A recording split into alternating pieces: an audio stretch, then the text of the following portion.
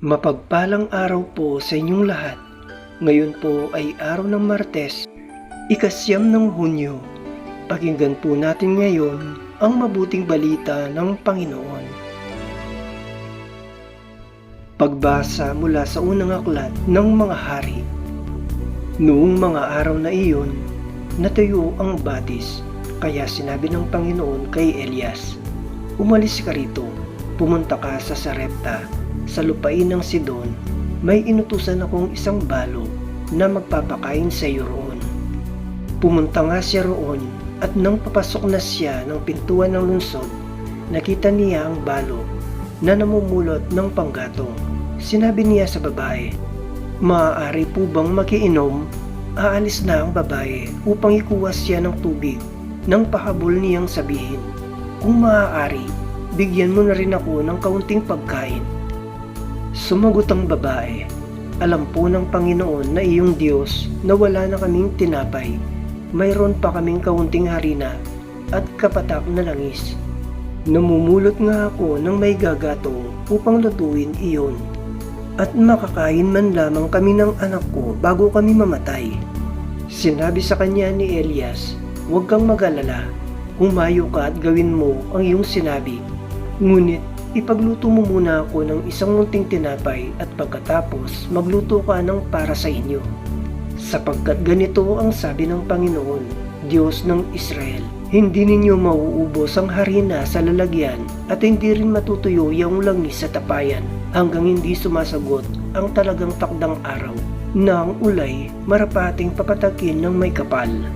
Ginawa nga ng babae ang utos ni Elias at sila'y kumain, si Elias at silang mag-ina, at hindi nga naubos ang harina sa lalagyan, at hindi natuyo ang langis sa sisidlan, tulad ng pangako ng Panginoon sa pamamagitan ni Elias. Ang salita ng Diyos. Salamat sa Diyos.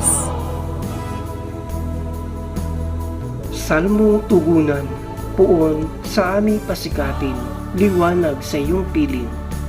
Sagutin mo ako sa aking pagtawag, Panginoong Diyos na aking kalasag. Ikaw na humango sa dusa ko't hirap, ngayoy pakinggan mo sa aking mahabag.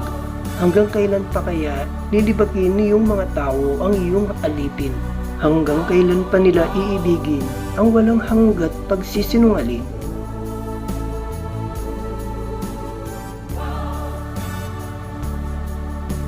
Dapat mapagkuro ninyo at malaman na mahal ng poon akong kanyang hiram. Dinirinig niya sa pananawagan. Nagagalit ka man, sala ay iwasan. Sa loob ng silid, ikaw ay magnilay.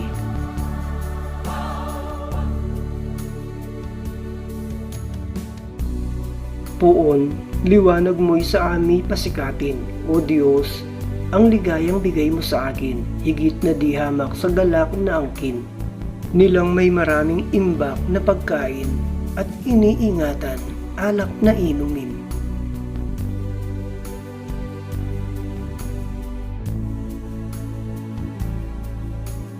Aleluya, aleluya, dapat kayong magliwanag ng kabutiha'y mahayag, at Diyos ang siyang matanyag. Aleluya, aleluya. Ang mabuting balita ng Panginoon ayon kay San Mateo. Noong panahong iyon, sinabi ni Jesus sa kanyang mga alagad, "Kayo'y asin sa sanlibutan. Kung mawalan ng alat ang asin, paano pang mapapanauli ang alat nito? Wala na itong kabuluhan, kaya't tinatapon na lamang at niyayapakan ng mga tao. Kayo'y ilaw sa sanlibutan. Hindi may tatago ang isang lungsod na nakatayo sa ibabaw ng burol. Walang nagsisindi ng ilaw at naglalagay nito sa ilalim ng takalan. Sa halip ay inilalagay ito sa talagang patungan upang matanglawan ang lahat ng nasa bahay.